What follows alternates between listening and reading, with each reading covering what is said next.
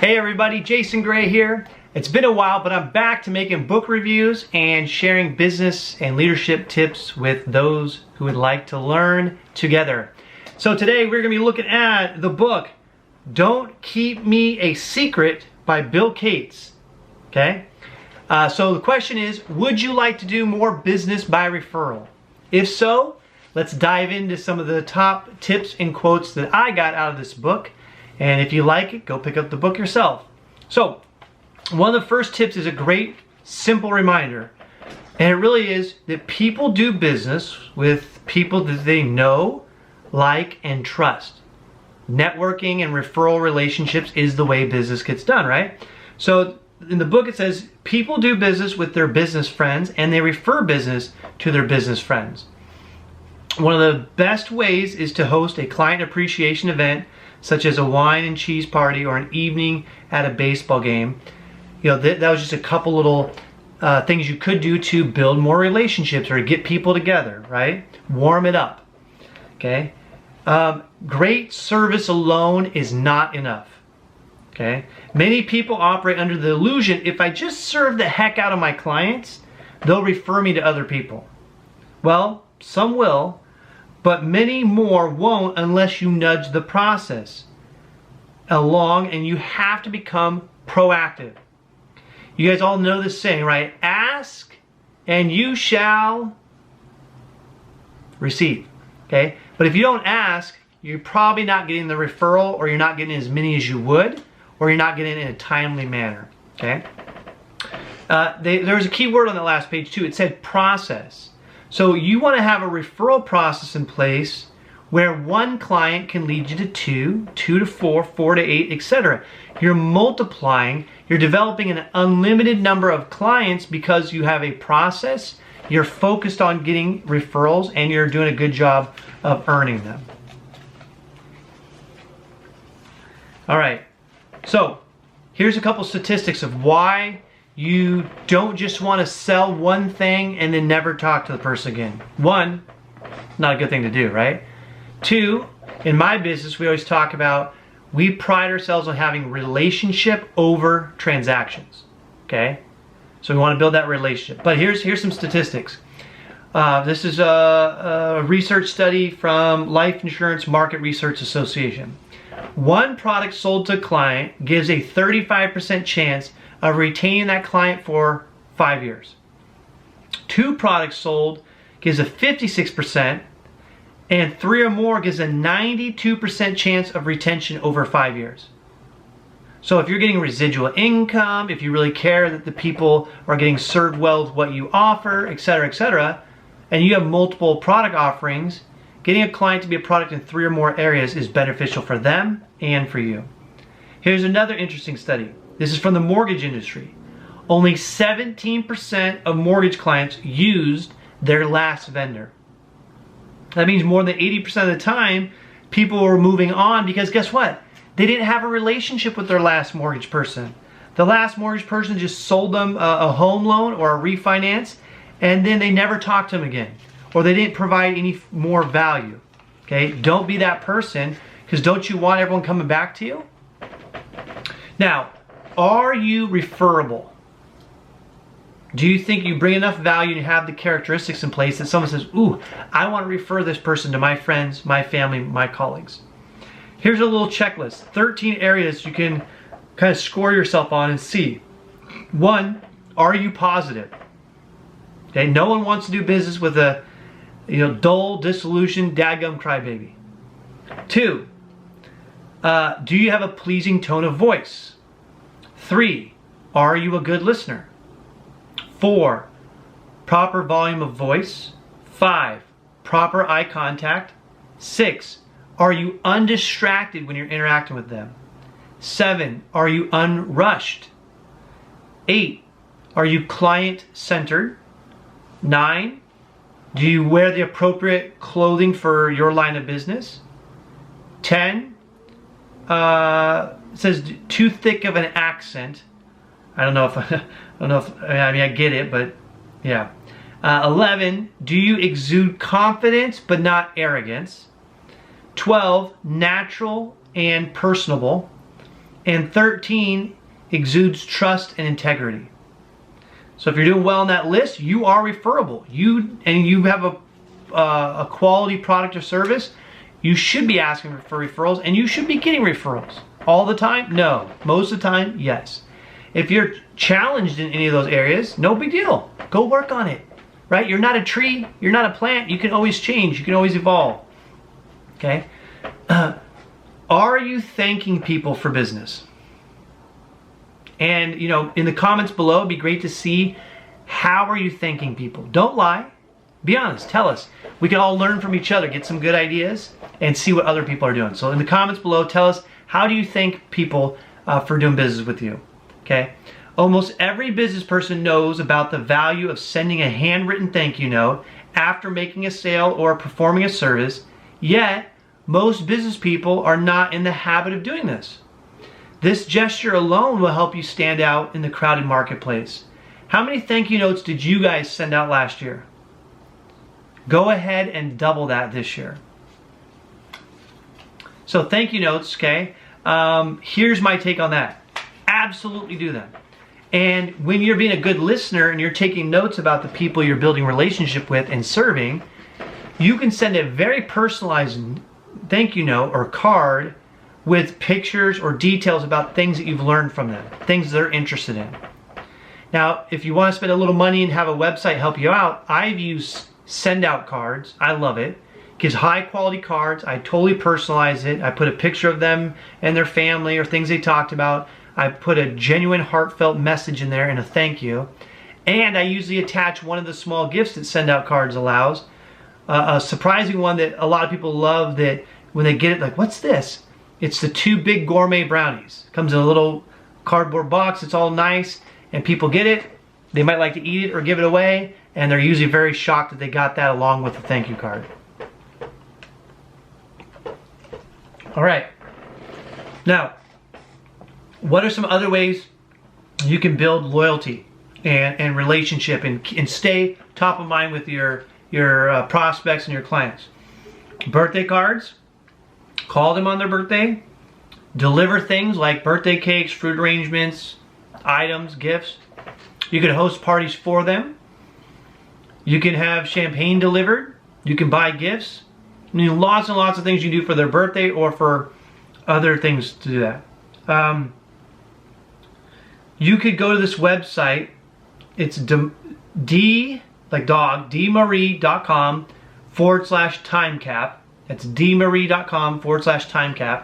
And it will give you a snapshot of lots of things that had happened on the same date in history on their birthday. And you can include some of those facts or ideas from that too. So what is that about? That's just about getting creative, remembering people around their birthday, the holidays, certain times, and letting them know you're thinking about them in a creative way. All right, I got a page marked here. What else can you do for referrals? Here's one thing a guy's doing in the book. He's using golf to drive referrals. So if you like golf, maybe you'll like this idea. This guy's name is Jerry Grant. He loves golf, and so does many of his clients. So several times a year, he'll hire a local pro and run private clinics for his clients, and he'll invite some of his select clients. He'll encourage them to invite one successful friend to join them, and they'll enjoy a golf lesson, and they'll get to mingle and meet the friends. So that's one way to provide value, or some way fun, or an easy way to get introduced to new people. What else can you do? Right? You can approach friends for referrals. Look, anybody that knows you, they should be willing to take a look at what you do or hear you out. And if they like you and they like what you're offering, they could say, you know what, talk to my brother about this. Talk to my friends. I have some colleagues. But they're not going to refer you or refer you well unless they truly understand the value you bring. So I would ask them, hey, John, Mary, I'd love to show you guys what I'm doing. That way, if you know someone that could benefit, you'd feel comfortable enough referring me. So when can we get together? Would the weekdays or weekends be better? Set the appointment, show them the extreme value, and then ask them, who can you introduce me to? And when you ask for a referral, you guys want to be very, very specific. Maybe you're targeting homeowners because you do roofing. Maybe you're targeting families because you do wedding planning, or maybe you're a midwife or something like that, right? Maybe you target athletes and you have a gym. Whatever it is, make sure you're asking for the very specific referral, and make sure it's something that anyone can picture. We think more in pictures. So just don't be like, refer me anyone that runs a $20 million company. Well, most people don't know who's running the $20 million company, or the company's worth $2 million or $20 million or $2 billion. So that's not going to help most people refer you, right? You got to have, it might be like, I want to be referred to somebody who runs a company that they have big semi trucks going back and forth at that company all the time. Who do you know that is high up in leadership at a company like that? Well, at least there's a visual there, and I can picture it, and I can say, oh, that's right, so and so works at that. They always are driving trucks, or in fact he drives a truck. Okay. Here's the VIPs, the VIPs method from the book. Okay. The V, I'm gonna give you the 4 categories. I'm gonna read them again. So, discuss the value. Okay. Number 2, treat the request with importance. Number 3, get permission to brainstorm. And number 4, suggest names and categories. That's the VIP's formula process for referrals, okay? So number 1, discuss the value. George, are you beginning to see the tangible value we bring to our clients? Number 2, treat the request with importance. Great. With that in mind, I have an important question to ask you. 3, get permission to brainstorm. I'm hoping we can take a few minutes to brainstorm about people you think should know about the work I do. Can we try that for a minute? And then 4, suggest names and categories. For instance, I think your fishing buddy Joe might be a great candidate for the work we do. Could you introduce him to me? Okay, so VIP's method. It really is that simple. The key is basing this on the value you bring to the table. To accomplish that, you first have to tell the story of your value. By the way, you should find that if you do a good job of relating the value you bring to your clients, it's very possible some of your friends, colleagues, and family members might want to become clients of yours too, if they fit your profile. Okay? So demonstrate value, go through the VIP's process, and get your referrals. We're halfway done. Hang in there, maybe about 5 more minutes, y'all. So, if you've had a bunch of referral prospects that are just not meeting with you, or maybe you're just trying to stir things up, try doing a social event, a potluck, Topgolf, a dinner, a wine tasting. You know, try different ones, because some people are going to be really excited about different things, but build those relationships. Meet those prospects. Okay, people do business with who? People they know, like, and trust. So get them to know, like, and trust you, and you get to know, like, and trust them. All right, here's a couple phrases you might want to use. The highest compliment you can give me is an introduction to someone else you care about. Referrals allow me to serve you better. Help us help others. Share the experience. Everyone is talking about our company. Spread the word. You can also say, you can be realistic. John, I'd rather spend more of my time helping people than trying to find people to help. Who could you introduce me to that? Boom, boom, boom. Okay, so whatever works for you, any of those, all of those, maybe different in different scenarios, you just got to ask with tact, okay? Here's a couple other things you could tell people. This person that's in the book says, I'm on a mission to reach people, and I value your help in doing so. I'm wondering if we can brainstorm a few minutes about who you know and care about, who just might benefit from the work I do. Can we try that for a few minutes? Okay? If your client is not open to referrals the first time you ask, the next time say something like, George, I'm glad you continue to see the value and importance of the work we're doing. When we met several months ago, I suggested we explore the idea of identifying some folks whom you think should know about the work I do. At that time, you didn't feel comfortable with that.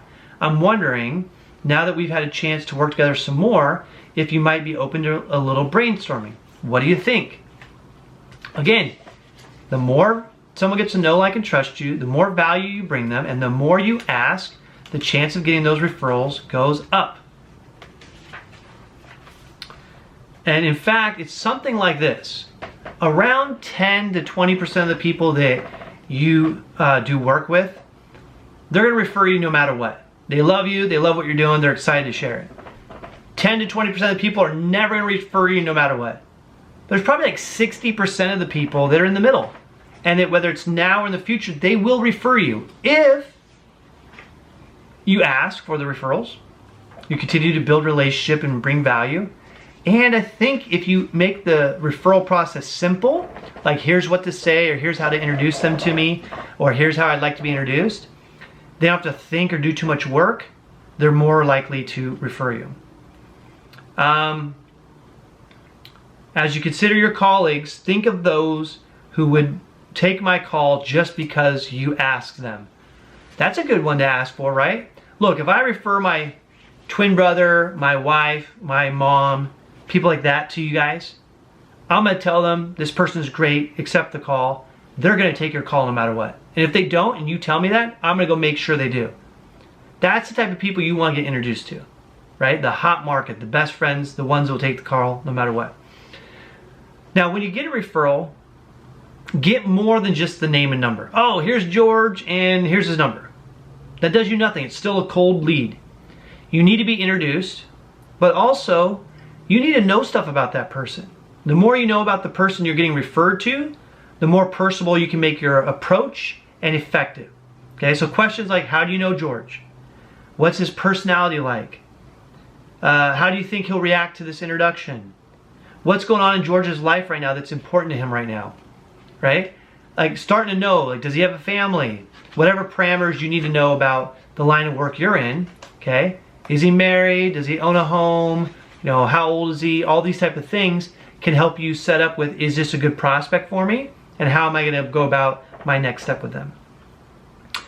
Here's an example email introduction. Maybe the person sends out an email like this. Hey George, I'm writing you to tell you about a financial service professional with whom I'm working, Jason Gray. They've been helping me a lot for about 2 months, and he's doing great work. And we had some holes in our plan that I wasn't aware of, and he's creative and quite sharp. I've given Jason your phone number and have asked him to give you a call. I don't know if you'll want to work with him or not, but I do recommend you take his call, chat with him for a few minutes. I think you'll agree he knows his stuff. Let me know how it goes. So if you have a pre-scripted email like that, you can say, hey, here's something my clients have used before, and give it to you so you can easily edit this how you please, right? So again, make it easy but also effective. Last two, here we go. Increase referrals by how you say thank you, okay? Studies have shown that you're gonna increase the referrals you get, like multiple referrals, 20 to 40% by giving a thank you card and giving a small gift. Now it's an investment in your business, right? Or in your work. But why not? Why not? Especially if it's gonna get you 20 to 40% more referrals. Okay?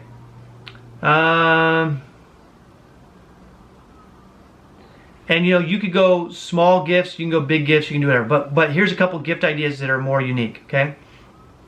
Gift certificates. For like an oil change, a car wash, a movie, lottery tickets, a Beanie Baby for the daughter, business cards that have something funny on it, maybe cookies or brownies. You know, depending on your budget and how big the client is, you might send them Blazer tickets or Seahawk tickets or whatever they're into, right? So let's recap. You need to have a referral process. You need to be referable. You need to ask. You need to know about the referrals, and you should make it simple and easy to refer you. When you do these things and your product or service brings value, you will continue to keep your business moving and growing and multiplying, and you'll be more effective helping as many people as you like.